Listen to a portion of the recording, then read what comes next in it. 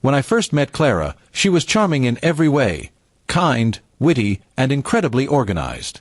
She had this calm confidence about her that drew people in. For the first few months, everything between us felt perfect. We spent weekends exploring new cafes, going on long drives, and planning a future that seemed full of promise. But over time, that same organized nature began to feel less like structure and more like control.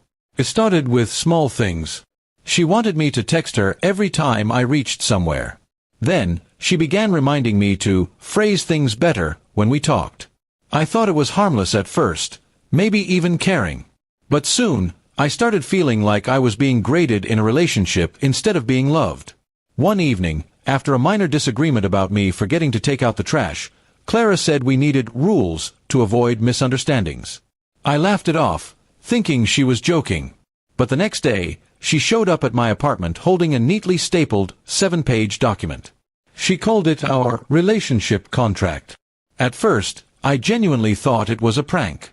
But as I flipped through the pages, my smile faded. It wasn't a love letter or a quirky couple project. It was a detailed list of my mistakes, each followed by the changes I was required to make. Clause 2, for instance, stated that I should always compliment her at least twice a day. Clause 5 said I must answer all her calls within 5 minutes. And Clause 9 forbade me from playing video games more than 1 hour a week. I stared at her in disbelief. "You can't be serious," I said, half laughing, half horrified. But she was dead serious. She said, "I'm tired of relationships failing because people don't have structure. This will help us grow stronger." I told her relationships weren't supposed to be legal agreements, but she insisted it was modern and practical.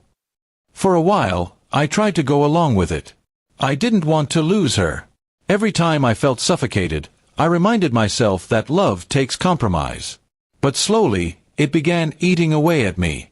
I started second-guessing every word I said, every move I made.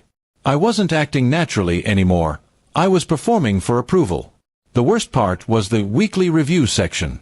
Every Sunday, Clara would sit me down with her notes about my behavior that week. She'd point out violations of the contract, such as failed to compliment adequately on Thursday or interrupted during discussion. I tried to talk to her about how this made me feel, but she said I was being defensive and resistant to growth. My friends noticed I was becoming quieter. When they asked if things were okay, I brushed it off, saying Clara was just organized. But deep down, I knew this wasn't normal. I started feeling like an employee trying not to get fired from his job, instead of a boyfriend in a loving relationship. The breaking point came one night when I got home late from work. My phone had died, and I couldn't call her. When I arrived, she was sitting on my couch, holding the contract. She looked furious.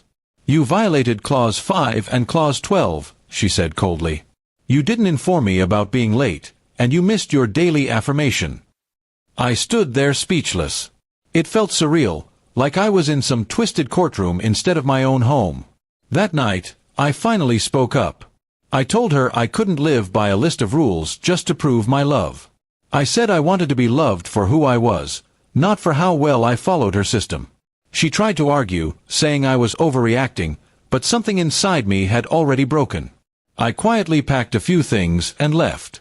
The next morning, she sent a long message saying she couldn't believe I quit the contract. She said I lacked emotional maturity. I didn't reply. I blocked her number, deleted the shared documents, and decided to move forward with my life. It was painful, but it also felt like taking my first real breath in months.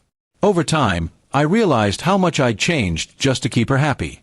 I had given up small parts of myself, one rule at a time.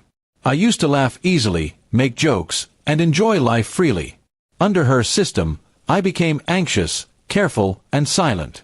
It took me a while to find my confidence again. A few months later, I ran into her by accident at a bookstore.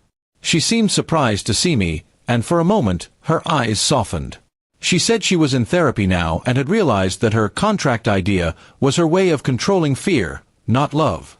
I nodded politely, wished her well, and walked away. Looking back, that experience taught me something valuable. Love can't be negotiated, signed, or measured in rules. Real love is messy, unpredictable, and full of forgiveness, not clauses and conditions.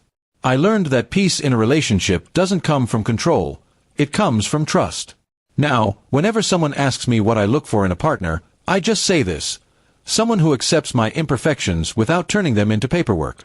Because love isn't a contract, it's a choice you renew every day, willingly, not because you're bound to it.